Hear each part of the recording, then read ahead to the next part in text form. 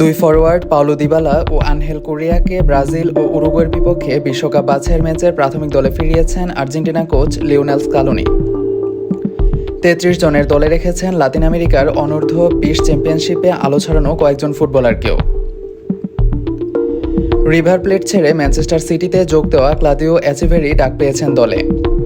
তার সঙ্গে আছেন Francisco Ortega, Maximo Perrone, Benjamin Dominguez ও সান্তিয়াগো কাস্ত্রো। চোটের জন্য চলতি মাসের ম্যাচ দুটিতেও ম্যানচেস্টার ইউনাইটেড ডিফেন্ডার লিসান্দ্রো মার্টিনেজকে পাচ্ছে না আর্জেন্টিনা। বাদ পড়েছেন পোর্তোর নিহুয়েন পেরেস।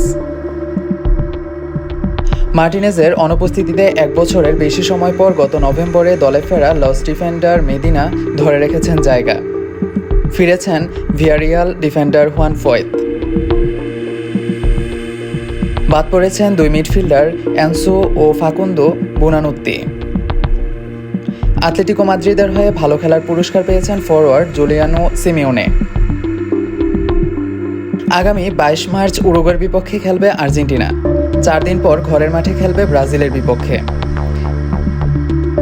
এই দুই ম্যাচ জিতলে লাতিন আমেরিকা অঞ্চল থেকে সবার আগে ২০২৬ বিশ্বকাপ নিশ্চিত হতে পারে আর্জেন্টিনার। ১২ ম্যাচে ২৫ পয়েন্ট নিয়ে চূড়ায় আছে আর্জেন্টিনা। সমান ম্যাচে ২০ পয়েন্ট নিয়ে ২ নম্বরে উরুগুয়ে। ১৮ পয়েন্ট নিয়ে ৫-এ আছে ৫ বারের বিশ্ব চ্যাম্পিয়ন ব্রাজিল।